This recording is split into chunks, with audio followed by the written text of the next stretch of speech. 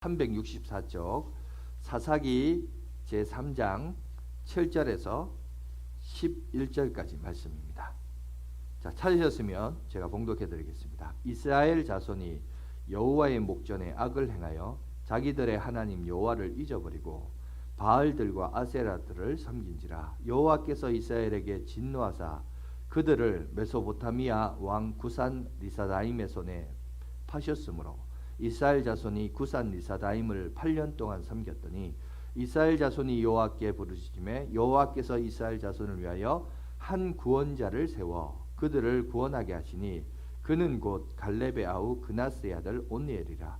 여호와의 영이 그에게 임하셨으므로 그가 이스라엘의 사사가 되어 나아가서 싸울 때 여호와께서 메소포타미아 왕 구산 리사다임을 그의 손에 넘겨주심에 온니엘의 손이 구산 리사다임을 이기니라. 그 땅이 평온한 지 40년에 그나스의 아들 온니엘이 죽었더라. 아멘. 자, 오늘 우리는 우리들이 싸울 것이 무엇인가 이거에 대해서 한번 묵상하는 시간을 갖도록 하겠습니다. 요즘 우리 성도들이 직장에서 어떻게 보냅니까? 이렇게 보통 물어보면 대체적으로 긍정적인 대답보다는 죽지 못해 다닙니다라는 그런 불평 어린 얘기를 많이 듣습니다.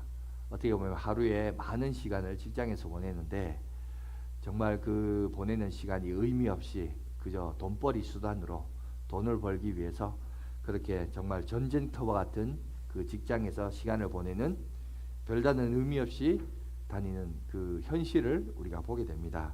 그런데 문제는 직장만 그렇냐? 결혼 생활도 마찬가지예요. 결혼 생활은 어떻습니까? 그러니까 또 전쟁터예요. 또 다른 전쟁터입니다. 옛날에 그 텔레비전 프로에 그런 드라마가 있었습니다. 프로그램이 있었는데 사랑과 전쟁이라는 프로그램이 있었습니다. 진짜 그걸 보면 정말 그런 것 같아요. 결혼 생활은 사랑과 전쟁인 것 같아요. 또 다른 전쟁터인 것 같습니다. 그래서 갈등과 다툼이 있는데 어느 한쪽에서 이제 더 이상 다투기 싫으니까 아예 그냥 지고 들어가니까 이제 그 가정에 이제 잠시나마 잠깐의 어떤 평화를 그렇게 누리는 그런 것들을 보게 됩니다. 여러분 그것만 그럴까요? 아닙니다. 우리의 마음도 그래요. 마음도 하루에도 수십 번씩 바뀌는 것이 우리의 마음이고 갈등과 어려움을 경험합니다. 그래서 실제로 미국에서 이걸 실제로 연구한 사람이 있는데 뭐라고 연구했냐면 사람이 하루에 마음이 몇 번 바뀔까 이걸 연구한 사람이 있어요. 근데 거기 보니까 그렇게 얘기하더라고요. 하루에 5만에서 6만 정도가 마음이 바뀐다고 해요. 참, 근데 우리 조상들이 정말 뛰어납니다. 왜 뛰어나냐면 그런 말 하잖아요. 내가 5만 가지 생각이 든다고 그런 말 하잖아요. 그죠? 그런 걸 보면 그게 우연찮게 나온 말이 아니라 이런 말들이 다 이제 근거가 있어요. 그러니까 하루에 우리가 생각을 하는데 그 생각이 5만에서 6만 가지 생각을 한대요. 그렇듯이 이 마음도 여러분 전쟁터예요. 여러분 유명한 러시아 작가 있죠. 제와벌 가라마조프가의 형제들이라는 글로 유명했던 도스토옙스키라는 이 작가가 있는데 이 사람이 그 작품에서 보면 인간의 마음을 이렇게 표현합니다.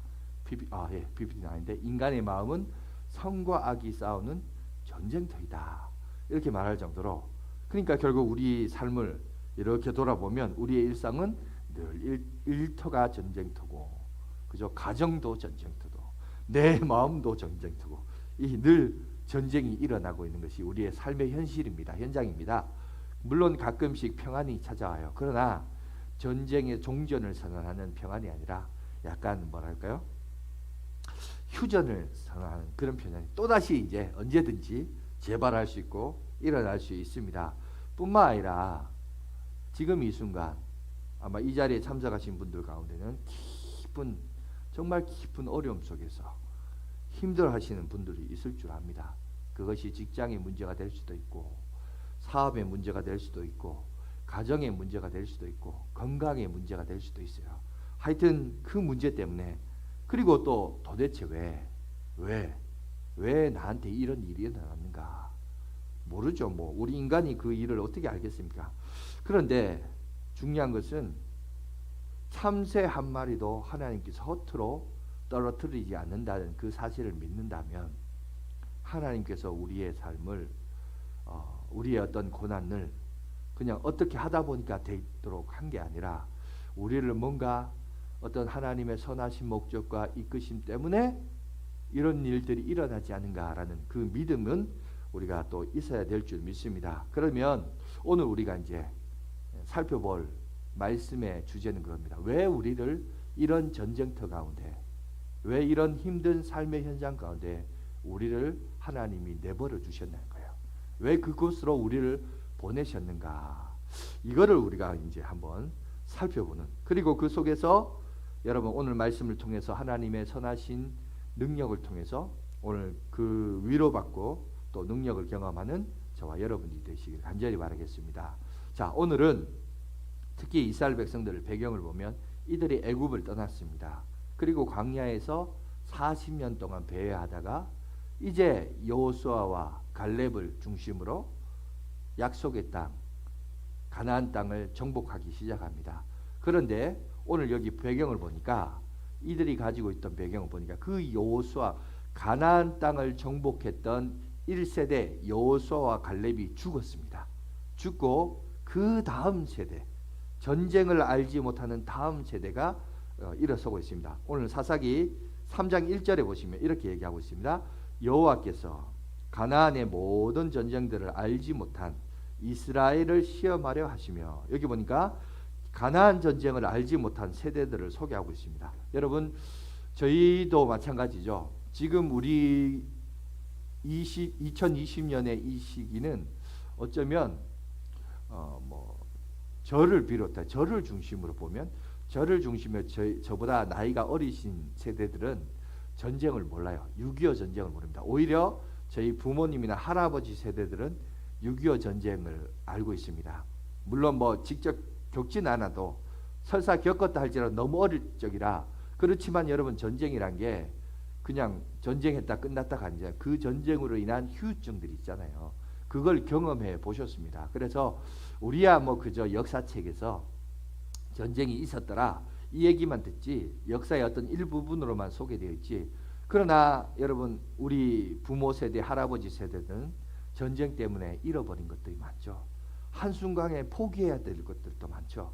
정말 그 삶의 쓴뿌리들을, 그리고 그 어떤 전쟁의 후유증을 경험하며 살아본 분들이 있습니다. 그런데 문제는 오늘 이 시대를 살아가는 우리들도 보면 오늘날 우리 저를 비롯한 현 세대와 그 다음 세대들은 전쟁의 얘기는 들었지만 그 전쟁의 어떤 참상이나 그 고통이나 후유증은 사실 다 잊어버리고 과거에 그런 거 있었더라. 그죠? 그래서 이제 이렇게 하면서 이제 여러분 이제 30년, 40년만 지나 보십시오. 여러분 30년, 40년이 아니죠. 지금 우리 제가 문정부를 탓할 건 아니지만 우리 진보적인 세력을 가진 정치인들은 어떻게 하든지 북한하고 좀 잘 해보자 이런 부분이지만 여러분 할아버지 세대들은 그런 얘기가 가당치도 않는 얘기죠. 그죠? 삶을 다 포기해 버렸고, 그죠? 인생을 그 후유증만 회복하느라 평생을 살아왔기 때문에 그 말이 쉽게 이렇게 용인되고 용납되지 않습니다. 그런데 여러분 이제 이것이 30년, 40년만 지나가 보십시오. 그 전쟁을 알았고 후유증을 경험했던 사람들 다 지나가면 그 30년, 40년이 또 지나면 여러분 이 6.25도 해석이 바뀔 거예요. 그죠? 지금도 점점 이제 해석들이 많이 바뀌는데, 그러니까 이런 것들이 점점 바뀝니다. 그러니까 이 얘기를 왜 하느냐? 여러분 오늘 본문이 바로 딱 요 시기야. 지금 가나안 땅에 바로 이런 시기가 찾아왔습니다. 이 전쟁이 무엇인지 알지도 못했고 참여하는 모든 세대들도 다 죽고 전쟁을 모르는 세대들이 등장하기 시작했습니다. 그래서 더 이상 전쟁이 없어요. 전쟁이 없는 평화의 시대가 찾아왔습니다. 그런데 오늘 본문에 이렇게 보면 그 평화가 자세히 들여다보니까 이 평안이 여러분 좋은 평안이 아니에요. 뭔가 설명할 수 없는 불안함이 그 속에 들어가 있습니다. 성경 오늘 우리가 읽진 않았는데 5절 6절 보십시오. 거기 보면 이렇게 되어 있습니다. 그러므로 이스라엘 자손이 가나안 땅 족속과 헷 족속과 아모리 족속과 브리스 족속과 히위 족속과 여부스 족속 가운데 거주하면서 6절 다 같이 있습니다. 시작. 그들의 딸들을 맞아 아내로 삼으며 자기 딸들을 그들의 아들에게 주고 또 그들의 신들을 섬겼더라. 여러분, 오늘 여기 이제 우리에게 평화가 왔는데 그 평화가 어떻게 찾아왔느냐? 여러분, 무엇보다도 그 가나안 땅에 살고 있는 여러분 족속들을 소개하면서 그 족속들을 소개하면서 여기 보니까 가나안 땅은 우상을 섬기는 종교였다. 우상이 넘쳐나는 땅이었다라는 사실을 오늘 우리에게 얘기하고 있습니다. 그런데 여러분, 여기서 이제 우리가 우상 숭배에 대해서 뭐 작년에도 잠깐 우리가 강의하고 오후 예배 때 한 적이 있었는데, 단순히 여러분 이 우상 숭배, 우상 숭배 했네요. 여러분 이게 아니에요. 여러분 샤머니즘이라는 것이 정말 무서운 건데, 단순히 우상을 숭배했다 이게 아니라 여러분 이 우상 숭배는 그 상황을 뛰어넘어서요. 그 당시로 들어가 보면 여러분 거기에는 그들이 섬기는 우상이 있고 그 우상을 모시는 신전이 있습니다. 그리고 그 신전 안에는 남녀 사제들이 있었는데 이 남녀 사제들과 함께 뭘 하냐면 그들이 하는 종교 행위, 예배 행위가 뭐냐면 그 남녀 사제와 여러분 그 남자 여자들과 성적인 간음을 행하면서 그 간음을 행하는 행동들이 그 당시의 예배의 형태였어요. 그 우상을 섬기는 형태였어요. 부부가 들어가서 버젓이 그 사제들과 그런 관계를 맺으면서 풍요를 여러분 노래하고 풍요를 기원하고 자기의 소원과 바람을 바랬던, 그러니까 단순히 여러분 그냥 우상을 섬겼다 그런 차원이 아니었습니다. 아주 문란한, 그죠? 그러니까 성적으로도 문란하고, 성적으로 문란한데 그 성적인 문란함을 정당화하기 위하여 종교적인 이론을 따와서 그렇게 행해야 우리의 풍성함이 임한다, 풍족함이 임한다, 이런 시대가 여러분 그런 시대였어요. 뿐만 아니라 거기서 끝나지도 않아요. 한 걸음 더 나가서 성경에 보니까 그들의 자식을 불태워 죽이기까지 했습니다. 여러분, 내 자식을 바쳐야 신들이 비를 내리고 내 자식을 바쳐야 땅의 신이 더 많은 수확을 거둘 수 있다. 여러분, 결국 무슨 얘기를 하고 싶으냐? 여러분, 우상숭배는, 이 우상숭배의 문제는 그 어떤 신이 문제가 아니라 사실은 그 신을 빗대서 뭘 얻고자, 더 많은 것을 얻고자 하는 탐욕의 문제. 그러니까 우상숭배는 결국은 뭘 얘기하고 싶냐? 탐욕을 얘기하는 거예요. 탐욕. 사실 숨겨진 것은 자기가 더 갖고 싶고 더 누리고 싶고, 그거를 무엇에 빗대서요? 우상이라는 신이라는 존재를 빗대서 얘기를 하고 있는 거예요. 그러니까 그게 무서운 거였죠. 그리고 여러분, 이거를 위해서 싸우라고 이 전쟁에 그들을 부르셨습니다.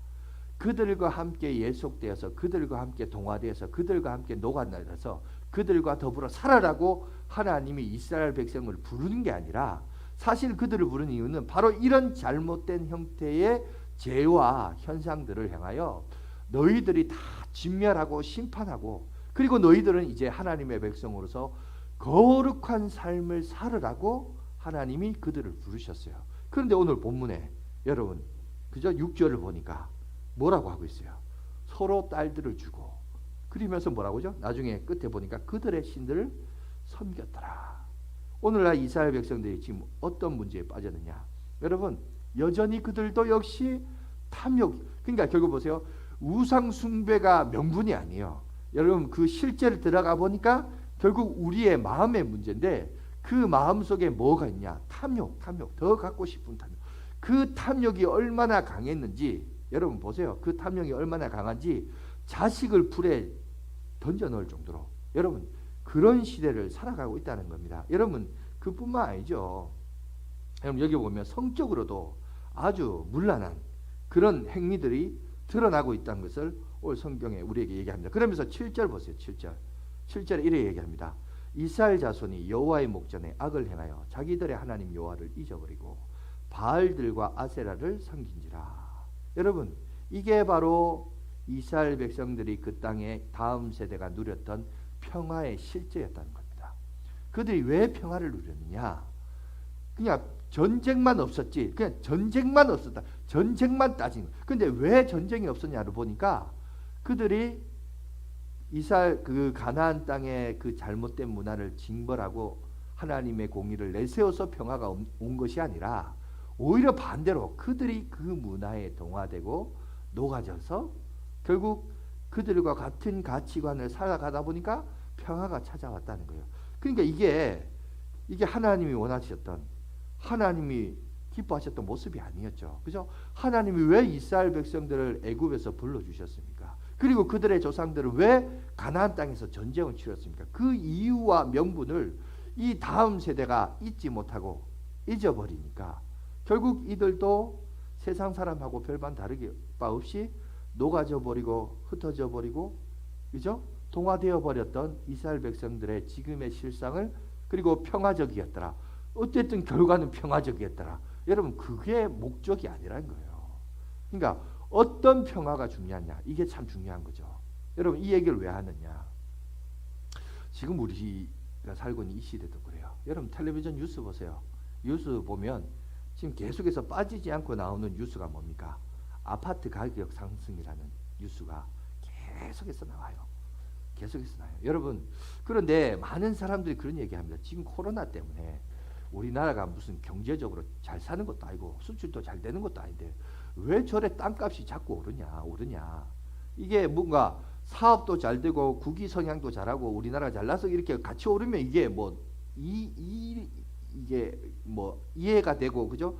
해석이 되는데 지금은 왜 오르는지는 몰라요. 물론 다양한 이론과 여러분 그 이유를 찾지만 저는 제가 가만히 보니까 이게 똑같아요. 가나안 시대와 똑같아요.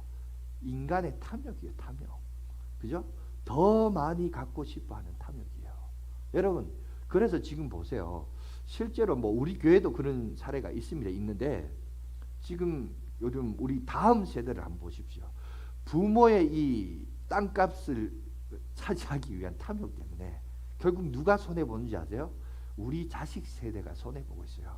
지금 10평도 안 되는 게 1억이 넘죠. 2억 이렇게 하고 있습니다. 땅값이. 그러니 장가를 못 가요. 결혼을 못 해요.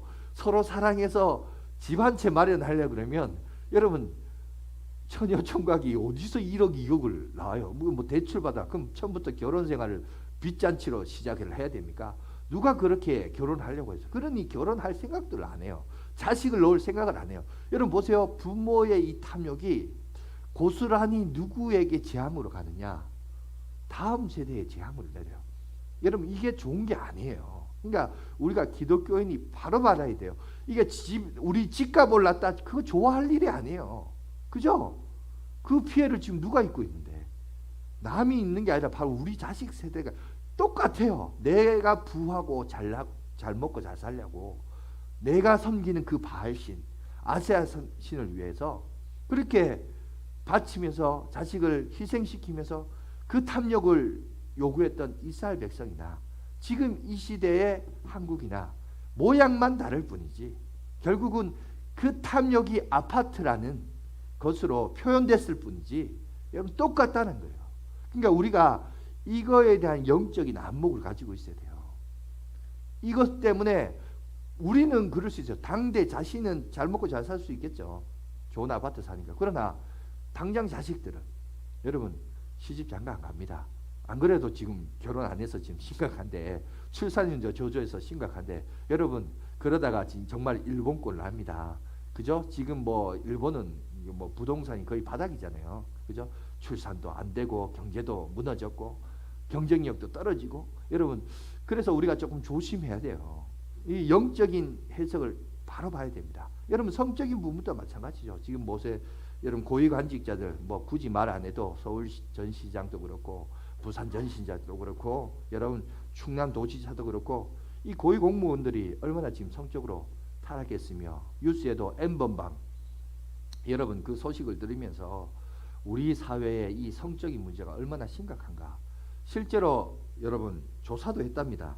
2016년도에 여러분 여성가족부에서 성인 남성 1,050명을 대상으로 조사를 했는데 이런 조사를 했습니다. 당신은 돈을 주고 성을 사본 경험이 있습니까? 이 조사를 했는데 그 남성의 50.7%가 그런 경험이 있다. 여러분 2명 중에 1명이 돈 주고 성매매를 한 경험이 있다라고 얘기합니다. 여러분 6.25 전쟁은 끝났어요. 더 이상 이 남한 땅에는 전쟁이 없습니다. 평화가 찾아왔어요. 그런데 가만히 보니까 진짜 평화가 찾아왔느냐? 정말 평화로운 삶을 살아가냐? 아니요. 오히려 예수 믿는 우리들에게는 더 힘들어요. 더 참혹한 현실이 우리 앞에 놓여져 있습니다. 더 힘든 시절을 우리가 경험하고 있어요. 여러분, 그런데 중요한 것은 뭐냐? 오늘 여기 보니까 총칼을 들고 죽이는 전쟁은 하지 않지만 더 이 험악한 이 시대에 오늘 하나님이, 주님이 어떻게 행동을 하느냐 보니까 다시 우리를 전쟁터로 내몰고 있습니다. 다시 말씀하고 있어요. 그런데 여기 보세요.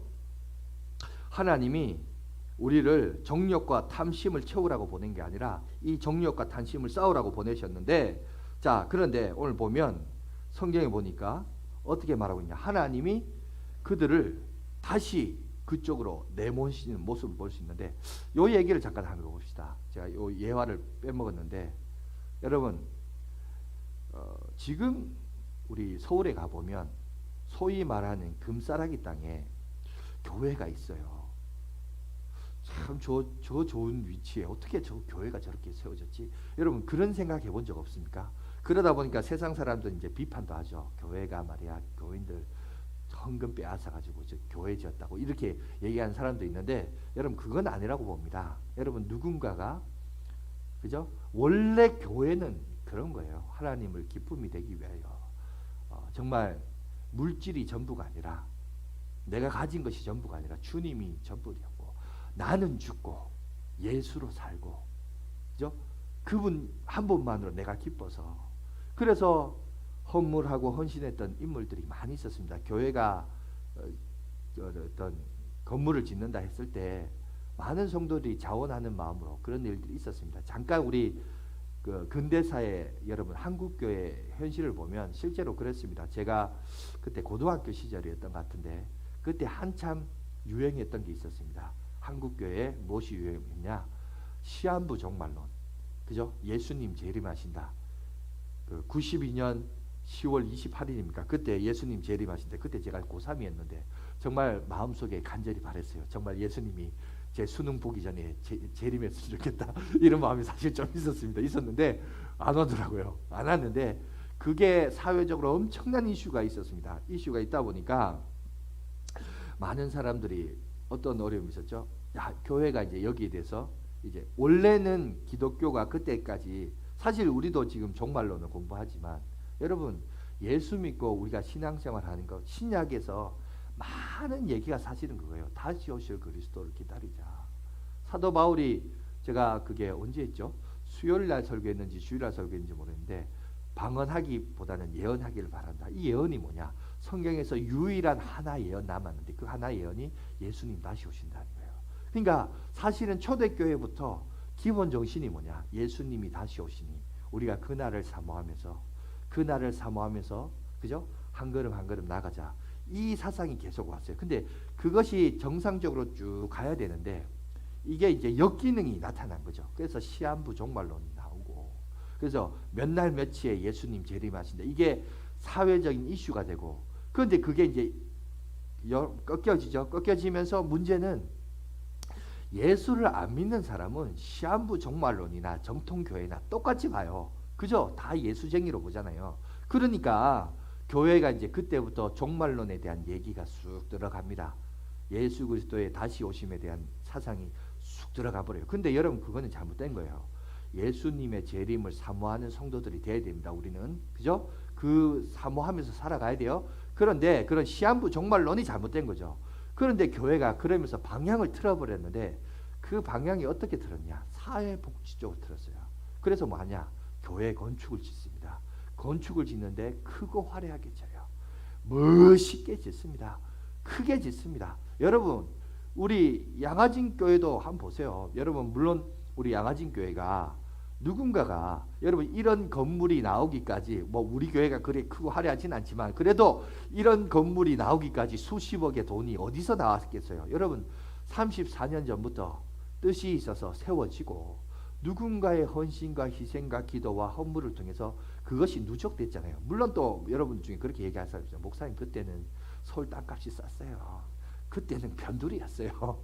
그때는 돈이 안 됐어요. 그러니까 여러분 돈이 안 될 수도 있지만 그리고 또 여기까지 오다 보면 여기가 시세가 또 변두리라 서울에서 시세차도 있으니까 그게 가능했어요. 이렇게 말할 수도 있지만 여러분 그렇지만 그래도 그 돈이 쌓이기까지 누군가는 헌신하고 누군가는 희생한 거죠. 여러분 서울에 있는 금싸라기 땅도 다 그래요. 보면 누군가가 희생하고 헌신하고 헌물해서 그래서 그게 그 자리에 교회가 세워진 거거든요. 여러분 지금 여러분 우리 청년 중에 은혜 받아서 자기 가진 돈 여러분 다 교회에 헌물하겠다 그러면 아마 여러분들이 다 말릴 거예요. 얘야 정신 차려라.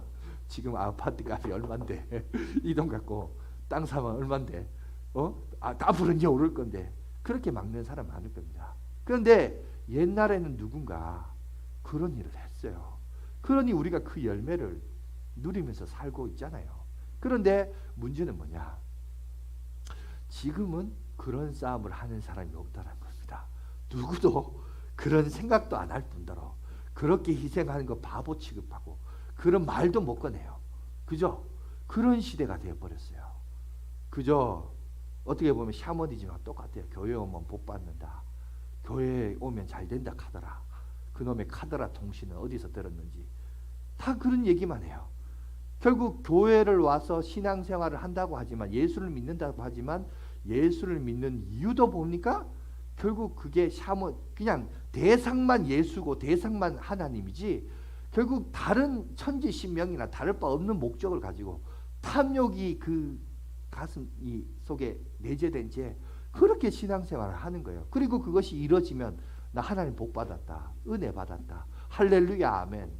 여러분 그런 식의 신앙생활은 아니에요. 하나님께서 이스라엘 백성들을 들어서 싸우신 이유는 바로 그 탐욕과 싸워서 이겨라고. 내가 너희를 이 가나안 땅에 보낸 이유는 그런 탐욕과 성적인 욕망들로부터 싸워서 이기라고 그들을 보냈는데 오히려 이들은 여기에 똑같이 빠져드는 이 모습을 오늘 우리에게 얘기하고 있습니다. 여러분 지금 우리도 그렇습니다. 지금 한국교회의 모습을 보십시오. 그죠? 누가 지금 헌물하라 헌신하라 이런 말 이제는 택도 없는 말이에요. 말도 못 꺼내요. 그러면 그 목사인지 매장당합니다. 여러분 그런데 앞으로 이제 우리가 이거 봐야 돼요. 우리의 신앙을 똑바로 봐야 됩니다. 과연 우리 이전의 세대는 절대 여러분 그러지 않았어요. 여러분 아파트는 뭐 그렇다고 아파트 사는 게 나쁜 겁니까? 아니요. 좋은 거죠. 좋은 겁니다. 필수적인 것입니다. 그런데 문제는 뭐냐 하면 이게 아파트가 나의 궁극적인 목적이 되면 안 돼요. 그죠? 있어도 그만 없어도 그만이야지 이게 내 인생의 궁극적인 목적으로 살아간다. 그러면 그건 위험한 거예요. 그거는 우상이에요. 그게 바로 우상숭. 하나님을 섬기고 하나님을 영화롭게 하는 게 여러분 그게 성도의 자세고 하나님보다 더 사랑하는 것이 성경에 뭐라고 그랬어요? 그게 바로 우상숭배라고 그랬어요. 여러분 하나님과 아파트를 비교해서 놓으면 여러분 뭐가 우선이 돼야 돼요. 그런데 오늘날 교인들은 물론 답은 성경 공부는 또 잘해가지고 또 하나님이라 대답은 잘해요. 대답은 그렇게 하는데 정작 삶의 현실은 모습 속에는 아파트 한 평 사는 게 더 관심이 가 있고 하나님의 뜻 심지어 그 아파트를 사기 위하여 하나님을 이용해 먹는 여러분 똑같이 여러분 그런 사사기에 여러분 우리 시대의 사사기는 아직 끝나지 않았다는 사실을 오늘 여러분 우리는 성경을 통해서 이 사실을 알아야 됩니다. 그런데 이런 전쟁이 더 큰 고통이 그들에게 찾아왔을 때 가나안 땅에 동화되었던 이스라엘에게 가나안 땅 밖에 있는 적을 보내셨는데 자, 두 배로 악한 구산이라는 뜻을 가지고 있는 여러분 그 대적을 하나님이 그들에게 보내셨어요. 두 배나. 여러분 보세요. 탐심으로 내 정욕대로 내 마음대로 살면 여러분 그게 행복한 것 같은데 여러분 한번 돌아보시기 바랍니다. 돈의 가치를 누려서 여러분 돈을 쫓아 지금까지 살아왔는데 지금 현실이 어떻습니까? 평화가 찾아왔나요? 막상 현실을 보니까 그 돈 때문에 2배나 더 힘들어요. 자식이 내 인생의 우상이었는데, 여러분 그래서 자식에게 많은 것을 투자하고 마음의 소망을 가지고 살아왔는데, 지금 한번 돌아보세요. 자식 때문에 2배 더 힘들어요. 그게 현실이라는 겁니다. 여러분 내 마음대로 살았는데, 여러분 내 마음은 더 요동치고 있어요. 지금 그 얘기를 성경이 우리에게 얘기하고 있다는 거예요. 하나님의 어떤 분명한 부르심과 목적대로 살아가야 되는데, 오늘날 이스라엘 백성들이 하나님의 부르심과 목적이 아닌, 여러분 세상과 동화되어서 거기에 젖어져서 살다 보니까 오히려 그 돈이, 오히려 그 명성이, 오히려 그들의 바람이, 그들의 욕망이 더 큰 고통과 2배나 더 큰 어려움을 경험하게 되었다. 전쟁을 피하려고 피했더니 더 큰 전쟁이 찾아왔다. 지금 그 얘기를 오늘 성경은 우리 가운데 얘기하고 있습니다. 그러면 여러분 우리가 어떻게 해야 될까요? 자책합니까? 아, 내가 지금까지 게을렀구나. 이제 더 허리띠를 쫓고 더 아침 일찍 일어나서 더 열심히 일하자. 여러분 이겁니까? 오늘 성경에 보니까, 오늘 성경의 인물인 여러분 이스라엘 족속들은 어떻게 행동했느냐? 9절 보세요. 이렇게 행동합니다. 이스라엘 자손이 여호와께 부르시며 여호와께서 이스라엘 자손을 위하여 한 구원자를 세워 그들을 구원하게 하시니 곧 갈렙의 아우 그나스의 아들 온니엘이라. 오늘 여기서 보니까 하나님께서 이스라엘 백성들이 뭘 얘기하느냐? 기도했다는 거예요. 하나님 살려주세요. 주님 살려주세요. 지금 그 얘기를 하고 있어요. 여러분 그런데 참 놀라운 것은 이 자비로우신 하나님은 이스라엘 백성들의 부르심에 모른 척하지 않았습니다. 오히려 하나님 앞에 나와서 기도했을 때, 여러분 가나안의 정복에 여러분 1세대 이 사람들은 다 죽고 없어지고 전쟁을 모르던 이 세대들이 여러분 더 큰 전쟁과 어려움이 닥치자 그래도 조상들로부터 뭔가 들은 건 있어서 어떻게 하죠? 하나님 앞에 나와서 울부짖고 있습니다. 기도하고 있습니다. 살려달라고 얘기하고 있어요. 그때 하나님이 응답하십니다. 그래서 누구를 보내죠? 온니엘이라는 사람을 보내요. 그런데 이 온니엘이라는 사람이, 그나스의 아들 온니엘이라는 사람이, 우리가 그냥 온니엘이다 이렇게 하니까 여러분 성경적인 지식이 없으면 그냥 이런 사람이 왔구나 이렇게 생각하는데, 여러분 이게 아니고요. 이 온니엘이라는 사람이 어떤 사람인가를 우리가 살펴볼 필요가 있습니다. 여러분 이 온니엘이라는 사람은 사사기 앞에도 등장하는 사람이에요. 다시 말해서 가나안 1세대의 전쟁을 경험했던 노인이었던 겁니다. 가나안의 1세대를 경험했어요. 여러분 노인이었어요. 여러분 힘도 없는 이 사람이 어떻게 하나님의 여러분 사사로서 처음으로 발탁이 되었을까? 이게 이제 우리에게 의구심이 같고요. 또 이제 성경에 보면 10절에 여호와의 영이 온니엘에게 임하셨다라고 되어 있어요. 임하시니, 여러분 여호와의 영이 온니엘에 임하셨다. 그러면서 뒤에 보니까 설명이 없어요. 여러분 뭐 예를 들어서 삼손처럼 힘이 셌다든지 기드온처럼 하나님이 뭐 기적을 경험했다든지 뭔가 초자연적인 현상이 일어나야 되는데 성령이 임하셨더라. 끝. 내용이 없어요. 아무런 설명을 하지 않고 있습니다. 그러면 여러분 우리가 이제 질문을 던질 필요가 있죠. 왜 노년인 온니엘을 하나님께서 성령이 임하셔서 그를 사용하셨을까? 왜 하필 온니엘인가? 왜 하필 가나안 전쟁 1세대를 경험한 그 사람을 들어서 우리에게 말씀하고 있는 것인가? 그 이유를 우리가 찾아야 되는데, 그 이유가 멀리 지나서 신약의 그 이유를 설명하고 있습니다. 어디에 있느냐? 요한복음 14장 26절에 보시면 이렇게 되어 있습니다. 우리 다 같이 한번 읽어보겠습니다. 시작. 보혜사 곧 아버지께서 내 이름으로 보내실 성령, 그가 너희에게 모든 것을 가르치고 내가 너희에게 말한 모든 것을 생각나게 하리라. 여러분 하나님의 영이 임하시면, 성령이 임했을 때 가장 보편적인 일상적으로 일어나는 사건이 뭐냐면 초자연적인 현상이 아니에요. 하나님의 영이 우리 가운데 임하실 때 나타나는 첫 번째 현상은 우리를 가르치시고 과거에 잃어버린 것들을, 교훈하셨던 것들을 생각나게 하신다는 거예요. 그게 성령이 하시는 첫 번째 사건이었습니다. 여러분 온니엘은 첫 번째 전쟁, 가나안 전쟁의 1세대였어요. 우리가 왜 이 전쟁을 치러야 되느냐? 왜 우리가 살과 혈육이 일어나는, 사람을 살육시키는 이 전쟁을 왜 하느냐? 여러분 그들도 전쟁을 하면서 그런 질문을 던지지 않겠어요? 그러니까 그 전쟁의 정의와 당위성을 그들은 늘 던졌을 것입니다. 왜? 하나님께서 이 땅을 치시라고 명령하셨고, 그럼 왜 이 땅을 왜 치시냐? 왜 이 땅의 사람 주민들을 죽여야 되느냐? 그 얘기를 할 때 여러분 지금도 많은 사람들이 그 얘기를 해요.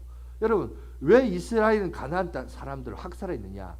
이 너무 잔인한 종교이지 않나요? 그 얘기가 여러분 그 당시에 그들도 그런 생각 안 했겠어요. 왜 잘 살고 있는 사람들 왜 죽여야 되냐? 근데 하나님은 분명 그 얘기를 했어요. 그죠? 잘못된 종교 생활과 탐심과 욕심으로 인하여 자식까지 죽이고 성적으로 물러나는 그런 시대, 죄가 가득한 관영했던 그 시대에 하나님의 정의와 공의로 그들은 그 전쟁을 치러야 했습니다. 늘 그 명분이 있었고 정의가 있었죠. 그러니까 그 이유로 그 전쟁에 나갔습니다. 그걸 경험했던 누가요? 온니엘을 하나님이 들어서 사용하십니다. 분명히 그도 그 당시에 쓰임을 받았고 일들을 감당했습니다. 여러분 여호수아서 15장 16절에서 17절, 여호수아가 1세대죠. 거기서 온니엘이라는 사람이 등장합니다. 거기 보면 갈렙이 말하기를 기랏세벨에 쳐서 그것을 점령하는 자에게는 내가 내 딸 악사를 아내로 주리라 하였더니 갈렙의 아우 그나스의 아들인 온니엘이 그것을 점령함으로 갈렙이 자기 딸 악사를 그에게 아내로 주었더라. 여기 보니까 벌써 그 1세대에 그걸 경험했던 사람이에요. 온니엘이라는 사람은. 그러니까 결국 뭐냐? 이 전쟁의 의미를 알고 있는 사람이었죠. 왜 우리가 이 전쟁을 치러야 되는지. 그죠? 그런데 문제는 어느덧 자기도 그 땅을 차지하고 평화를 누리면서 스멀스멀 자기도 모르게, 그죠? 가나안의 문명을 자기도 답습하게 되고 그 문화에 녹아들면서 자기도 한때는 그런 문화를 따라갔던 것 같아요. 그러다가 어떻게 되죠? 하나님 앞에 부르짖고 그 부르짖음으로 말미암아 어떻게 되죠? 하나님의 영이 임하게 되고 그 하나님의 영이 임함으로 뭐가 되죠? 과거 우리가 이 전쟁을 왜 치렀느냐? 왜 하나님께서 여호수아와 갈렙을 통하여 이 전쟁을 통하여 차지하게 됐는가를 다시금 생각하게 했다는 거예요. 깨닫게 했다는 거죠. 그리고 그 얘기를 그 부모로부터 들었던 다음 세대들에게 온니엘이 전수한 거예요. 말한 거예요. 그러자 어떻게 합니까? 구산 리사다임, 2배나 강력한 구산을 이기는 전쟁을 경험하게 됩니다. 여러분 마찬가지입니다. 오늘날 이 시대도 우리에게 있어서 첫 번째 중요한 건 뭐냐? 전쟁은 6.25 전쟁은 더 이상 없어요. 총칼은 없어요. 그러면 여기서 이제 우리가 돌이켜야 될 것은 첫 번째 뭐냐? 기성세대들이 회복해야 돼요. 과거 우리의 신앙을 다시 한번 회복해야 됩니다. 과거 언제요? 여러분 우리가 예수 그리스도 한 분만으로 기뻐하셨다는 것.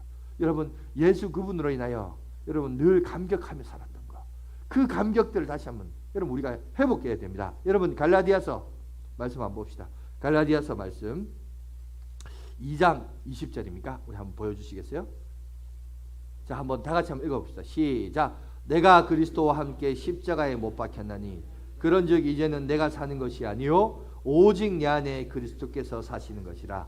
이제 내가 육체 가운데 사는 것은 나를 사랑하사 나를 위하여 자기 자신을 버리신 하나님의 아들을 믿는 믿음 안에서 사는 것이라. 여러분 우리는 이제 죽었어요. 그죠? 2000년 전에 십자가에 못 박혀 죽은 존재입니다. 죽은 존재이기 때문에 더 이상 우리의 육신의 정욕과 안목의 정욕과 이생의 자랑에 대해서 죽은 존재가 되어야 돼요. 그런데 여러분 죽어야 되는데 안 죽어요. 안 죽고 또 살아나서 세상 사람하고 똑같이 살아요. 여러분 아까도 얘기했지만 자꾸 교회도 보세요. 종말론이라는 그 얘기가 사라졌죠. 자, 삐딱한 시한부 종말론 때문에 교회 복지 건물을 세웠습니다. 여러분 문제는 보세요. 건물 크게 지었다 화려하게 지었다 그게 문제가 아니에요. 크게 짓고 화려하게 짓다 보니까 여러분 어떤 비근한 예가 있냐면 몇 년 전이었는데 저도 이제 그분을 실제로 봤는데 제가 이제 그분을 개인적으로 좀 좋아했죠. 그 박종호라는 찬양 사역자가 있습니다. 혹시 아십니까? 제가 그분 사진이 있는데 한번 잠깐 보여주세요. 저렇게 생긴 분이에요. 뚱뚱하고 뭐 이런데 처음에 저분 외모에 제가 충격을 받아가지고 옛날에 제가 대구 있을 때 저 내일교회라고 그 교회에서 이제 콘서트 하면서 와가지고 저분이 막 짜잔 등장했는데 인상 깊었던 게 성가대석에서 이렇게 들어왔어요. 근데 그분이 덩치가 좀 있거든요. 있어가지고 그 통로를 이렇게 와야 되는데 껴가지고 막 못 나와가지고 막 그랬던 게 인상이 너무 깊어가지고 하여튼 그랬는데 너무 막 덩치가 이렇더라고요. 근데 노래를 잘 불렀어요. 상당히 여러분 성악가로서 미래가 촉망받았던 사람입니다. 요새 뭐 성악 중에 유명한 사람 조수미 있죠. 조수미는 그 당시 잽도 안 됐다고 해요. 자기가 볼 때 어디 이름도 안 붙여졌다고 그렇게 합니다. 그런데 이분을 최근에 한번 이렇게 직간접적으로 경험을 제가 부교육자 있을 때 한번 2번 했어요. 뭐 저기 안양에 있을 때도 한번 오셨고 또 이쪽 이제 대구 저기 서울에서 사역할 때 한번 봤는데 그분이 그런 얘기를 해요. 무슨 얘기하냐면 어떻게 교회가 이럴 수 있느냐는 거예요. 그 얘기를 해요. 왜? 교회가 크게 짓고 화려하게 짓다 보니까 그러니까 뭔가 이제 사람을 모여야 되잖아요. 모으다 보니까 어떻게 됩니까? 유명한 연예인들, 그죠? 세상적으로 좀 알려진 사람들, 이런 사람들을 이제 간증자나 유명한 집회자로 참석을 시킵니다. 근데 이분은 어떤 거냐? 그렇게 여러분 얼마든지 세상적으로 잘 나갈 수 있었는데 하나님을 만나고 자기 인생을 하나님을 찬양하는 도구로 쓰임을 받겠다. 세상 노래 안 부르고 하나님 앞에 쓰임 받기 위해서 찬양 사역자로 일평생을 보냈어요. 일평생을 보냈는데 지금 와서 보니까 섭섭하다는 거예요. 뭐가 섭섭하냐? 세상이야 하나님을 안 믿으니까 자기를 인정 안 해도 알겠대요. 근데 문제는 뭐냐? 교회가 자기를 무시한대요. 난 처음에 왜 저래 말하나 싶었는데 알고 보니까 요새는요 여러분 교회 크게 짓고 화려하게 짓고 하면요 사람을 부르는데 누구를 부르는지 아세요? 자기를 안 부르고 조수미를 부른대요. 근데 조수미를 왜 부르냐? 여러분 조수미에 대해서 여러분 왜 아시죠? 세상적으로 그만큼 유명하고 해외에서도 콘서트도 하고 좀 유명세가 있다 보니까 사람들이 그 사람을 부른대. 근데 그 사람이 교인이 아니에요. 천주교 신자일 뿐만 아니라 약간 생활도 약간 좀 문란하다고 그래요. 그럼에도 불구하고 왜? 유명세가 있으니까. 그러니까 엄청난 사례를 받고 그 사람이 거기서 이제 콘서트를 한다는 거예요. 근데 자기는 안 부른대요. 오히려 잊혀진 존재가 되고 버려진 존재가 됐다고 그렇게 얘기합니다. 그러면서 어떻게 내가 일평생을 하나님을 위해서 살았는데 세상이야 그렇다 치더라도 교회가 나를 이렇게 할 수 있느냐고 막 그런 얘기를 한 번씩 들은 적이 있습니다. 여러분 보세요. 그러니까 결국 자기 목적과 수단을 이룩하기 위해서 교회도 점점점 보세요.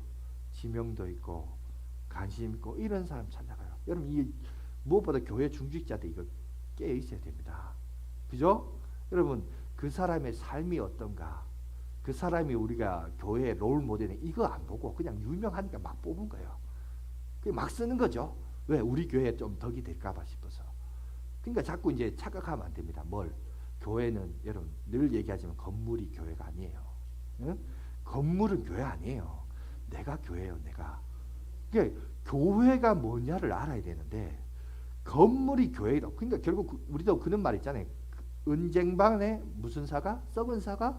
아니죠. 금사가죠. 그러니까 크게 짓고 화려하게 짓고 많이 짓다 보니까 그러니까 거기에 걸맞는 사람을 뽑으려고 하니까 오히려 어울리지 않는 사람을 뽑는 거죠. 그러니까 잘못된 교회관이 잘못된 그죠? 그 사역과 행동으로 이어지는 거죠. 그럼 이거 누가 문제냐? 중직자가 문제죠. 목회자들이 문제인 거죠. 교회를 크고 화려하게 지면 교인 많이 온다. 그러니까 크고 화려하게 짓으니까 또 교인 많이 와야 되니까 또 그런 사람 또 불러야 되고 부르다 보니까 여러분 문제 많은 사람, 화자 있는 사람 부르는 거 아니에요? 여러분 교회가 점점 그렇게 흘러가고 있어요. 이게 과연 맞느냐는 거예요. 그러면 여기서 이제 회복시켜야 될 것이 뭐냐? 오늘 성경에 보니까 1세대 오늘날 우리들로 말하면 중직자들이에요. 여러분 우리 중직자들이 깨어 있어야 됩니다. 준비되어 있어야 돼요. 이번 주부터 이제 교리반도 하지만은 여러분 우리가 잘 준비되어 있어야 돼요. 하나님은 이거를 회복시키고 하나님께서 원전한 길로 이끌어 가시는 데서 먼저 뭘 얘기하시냐? 무엇보다 기성세대를 부르셨어요. 그죠? 온니엘이라는 과거의 성전 거룩한 전쟁을 치러봤던 세대를 부르셨습니다. 그를 사사로 세웠습니다. 그리고 후손들에게 그 역사적 현장성과 의미와 여러분 교훈들을 여러분 이 사람을 통해서 말씀하고 있어요. 그죠? 그래서 오늘 여러분 본문 4절 보면 이렇게 되어 있습니다. 자, 읽진 않았는데 4절에 보시면 이런 구절이 나와 있어요. 남겨두신 이 이방 민족들로 이스라엘을 시험하사 하나님이 왜 우리에게 이런 전쟁을 치르게 하셨는가? 그 이유를 얘기하는데 우리를 시험하시기 위해서라는 겁니다. 왜 우리가 두 배나 더 힘드냐는 거예요. 내 마음대로 살고 돈을 위해서 살고 살다 보니까 평안이 안 오고 왜 더 힘들까? 그 이유는 하나님께서 보니까 우리를 시험하신대요. 왜? 여호와께서 모세를 통하여 그들의 조상들에게 이르신 명령을 순종하는지 알고자 하셨더라. 여러분, 결국 하나님께서 우리에게 하신 이유는 순종의 문제예요. 순종의 문제. 하나님이 우리를 버리시려고, 우리를 애먹이시려고 벌을 주시기 위해서 더 큰 시험과 어려움을 주신 게 아니라 그 시험을 통하여 너희들이 내 말에 순종하느냐 안 하느냐, 그거를 보기 위해서 오늘 성경은 우리들에게 이 얘기를 우리에게 말하고 있습니다. 세상에 완전히 물들어 버린 오늘날 이 시대를 살아가는 그리스도인들에게 하나님이 하시는 일은 이겁니다. 왜 우리를 하여금 왜 땅값은 더 올라가고 아파트 시세는 더 올라갑니까? 그죠? 그럴 때마다 여러분 우리가 기억해야 될 것은 이거예요. 뭐죠? 우리가 하나님의 말씀을 얼마나 순종하고 있느냐 안 하는가를 하나님이 알고자 이 얘기를 하셨다는 겁니다. 우리를 버리시는 것이 목적이 아니라 여러분 다시 한번 그것을 기억나게 하셔서 돌이키고자 하나님이 우리에게 이 사실을 말씀하고 있었다는 사실입니다. 그렇다면 이 시점에서 우리가 돌아가야죠. 뭘로 돌아가야 될까요? 옛날에 여러분들이 받았던 은혜를 상고해 보시기 바랍니다. 그저 예수라는 이름만으로 기뻤던 자, 그죠? 예수님 한 분만으로 나는 만족해. 그런 고백했던 거, 그죠? 여러분, 우리가 언제 그런 고백을 했었던가? 언제 우리가 하나님 한 분만으로 기뻐했던가? 그런 것들이 오늘도 다 사라지고 하나님도 좋고 돈도 좋고 세상 출세도 좋고 예수도 좋고 그러다가 이제는 어느덧 예수는 뒷전이고 돈이 우선순위가 되고 세상의 명성이 우선순위가 되고 내 잘되는 거 우선순위가 되고, 그죠? 요새는 보세요. 그냥 교회 청년들 교회 안 빠지고 교회만 잘 나와도 내가 얼마나 감사하냐. 이제 그런 기준이 되어버렸어요. 옛날에는 그 정도의 기준이 아니지. 그거는 보통 여사도 아니었어요. 제가 청년 시절에는 그 정도 한다고 교회 목회자들한테 칭찬받지 않았어요. 교회에 나오는 거 당연한 거라고 생각했어요. 근데 요새는 그게 당연한 게 아니라 아이고 보배롭다 이렇게 여길 정도가 돼버렸어요. 참 이게 어느덧 우리가 자꾸 교회가 상향 평준화가 돼야 되는데 하향 평준화가 되어버렸습니다. 지금 그걸 우리에게 얘기합니다. 바로 세상에 완전히 물들어 버린 우리들에게 왜 우리가 여기 있으며 여기까지 어떻게 왔는지 오늘 성령을 통해서 이것을 기억나게 하십니다. 성령이 온니엘에게 임하자 그 전에 그냥 세상 유행대로 살았던 온니엘도 이제 딱 깨닫게 되는 거죠. 경험하게 되는 거죠. 그죠? 아, 맞아. 이 전쟁은 하나님이 우리를 부르신 이유는 우리가 이 세상에 동화되는 게 목적이 아니라 이 문제와 더불어서 싸우라고 우리를 부르셨는데 우리가 지금 뭐 하고 있는가? 우리가 예수로 살고 예수로 죽는 인생, 나는 죽고 예수가 사는 인생. 여러분, 그래서 우리는 죽어야 된다. 여러분, 그런 설교 얼마나 많이 들었어요. 근데 요새 보세요. 목회자들도 그런 설교 안 해요. 여러분 죽으셔야 됩니다. 내가 죽어야 예수가 삽니다. 이런 얘기해요.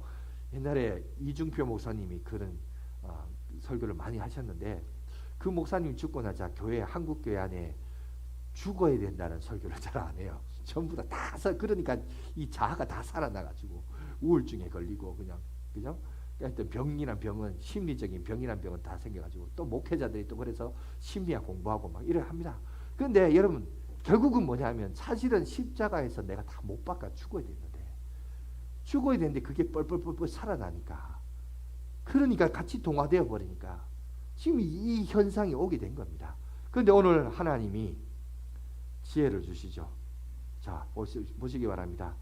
온니엘이라는 사람을 부르셨어요. 과거의 영광을 보았던 십자가의 은혜를 경험했던 그 사람을 부르셔서 회복하라는 겁니다. 회복해서 어떻게 하죠? 다시 전쟁터로 나가라. 하나님은 다시 우리를 전쟁터로 보내십니다. 여러분, 오늘 말씀을 마감하겠습니다. 하나님은 다시 우리를 전쟁터로 내보내십니다. 그 전쟁터에 나가서 싸우라는 거예요. 싸우라는 겁니다. 여러분, 그러나 내 힘으로 나가서 싸우면 이길까요? 못 이겨요. 이길 수도 없어요. 여러분, 내 의지와 결단도 약할 뿐만 아니라 지금 내가 처한 현실들을 볼 때 여러 가지 문제가 있어요. 직장에 문제 있고, 사업에 문제가 있고, 가족에 문제가 있고, 건강의 문제 때문에 정말 눈물로 기도하고 한탄할 수밖에 없는 그 현실이 우리 앞에 있습니다. 여러분, 그 현실 앞에서 무기력하고 뭐 할 수 있는 게 없어요. 여러분, 그게 우리만 그러냐? 아니에요. 우리 성경의 인물들도 그렇게 고백합니다. 욥에 보면 이렇게 얘기합니다. 욥기 16장 20절에 뭐라고 얘기하냐면 이렇게 얘기해요. 우리 한번 다 같이 읽어봅시다. 시작. 나의 친구는 나를 조롱하고 내 눈은 하나님을 향하여 눈물을 흘리니. 여러분, 욥의 심정이 지금 우리의 심정 아닙니까? 세상 사람들은 우리를 조롱해요. 예수쟁이죠. 멍청한 것들. 왜 저렇게 사나? 여러분, 그렇지만 여러분, 우리가 정작 할 수 있는 게 뭐 있을까요? 주님 앞에 나와서 우는 것밖에 없어. 그죠? 그게 현실이지 뭐. 그죠? 문제가 해결이 안 되니 주님 앞에 나와 우는 것밖에 더 있어요. 이 욥의 태도가 우리의 태도예요. 욥의 심령이 우리의 심령이고 욥의 행동이 우리의 행동이에요. 결국 우리가 할 수 있는 것은 주님 앞에 나와 눈물을 흘리는 것 외에 없어요. 뭐 있겠어요? 뭐 있겠어? 하나님이 도대체 뭐 해주셔? 그런데 할 수 있는 것은 우리가 하나님 붙든 것밖에 없어요. 눈물밖에 없어요. 그럴 때 여러분, 하나님은 어떻게 응답할까요? 계시록에 보니까 우리의 인생의 최종적 마지막에 갔을 때 하나님이 요한계시록 21장 4절에 이렇게 얘기합니다. 제가 말한 결론보다 성경이 말한 결론으로 마치는 것이 중요할 것 같아서 오늘 성경 읽고 마치겠습니다. 우리 21장 4절 말씀 다 같이 한번 읽겠습니다. 시작. 모든 눈물을 그 눈에서 닦아주시니 다시는 사망이 없고 애통하는 것이나 곡하는 것이나 아픈 것이 다시 있지 아니하리니 처음 것들이 다 지나갔음이로라. 여러분, 주님이 우리의 눈물을 닦아주실 줄 믿습니다. 여러분, 주님은 다시 두 배나 강력한 이 전장의 현장으로 다시 내보내십니다. 내보내시는데 내 힘으로 이기는 거 아니에요. 하나님의 영이 충만함으로, 성령의 충만함으로 이것이 이길 수 있어요. 여러분, 믿음의 첫 발을 디디면 홍해가 갈라질 줄 믿습니다. 여러분, 홍해를 한번 생각해. 이게 얼마나 어마어마한 존재예요. 내 인생에 그런 어마어마한 문제가 내 앞에 있는데 그냥 내가 성령의 충만함으로 순종의 첫 발을 내디딜 때 그 어마어마한 것도 갈라지는 역사를 하나님이 경험하게 하신다는 거예요. 그죠? 우리의 눈에 흐르는 눈물을 닦아주신다는 거예요. 우리가 그 뭐 할 수 있는 게 뭐겠어요? 여러분, 믿음을 가지고 나가는 것과 주님 앞에는 눈물을 흘리면서 나오는 것과 이거 두 개밖에 없어요. 두 개밖에 없어요. 다른 거 없어요. 그죠? 우리가 내가 돈을 주겠어요. 뭐 교회가 돈을 대출해 주겠어요. 뭘 주겠어요. 그런 거는 줘봤자 여러분의 인생에 뭐 조금도 도움이 안 돼요. 뭐 조금이야 도움이 되겠지만 그거 별 큰 도움이 안 됩니다. 하나님이 여러분들과 함께 하시면서, 그죠? 눈물로서 기도하고 간구하고 믿음의 순종을 가지고 믿음의 첫 발을 내디딜 때 저 어마어마한 홍해 같은 존재도 갈라지는 역사를 하나님 우리에게 경험하게 하실 줄 믿습니다. 여러분, 그거를 경험하십시오. 그런 전장으로 다시 나가라는 거예요. 두 배나 강력하지만 하나님은 순종하는 자 이길 수 있다는 겁니다. 얼마든지 이길 수 있다는 겁니다. 여러분, 그런 믿음을 통해서 믿음의 승리를 향하여 나가는 저와 여러분이 되시길 간절히 바라겠습니다. 기도하겠습니다.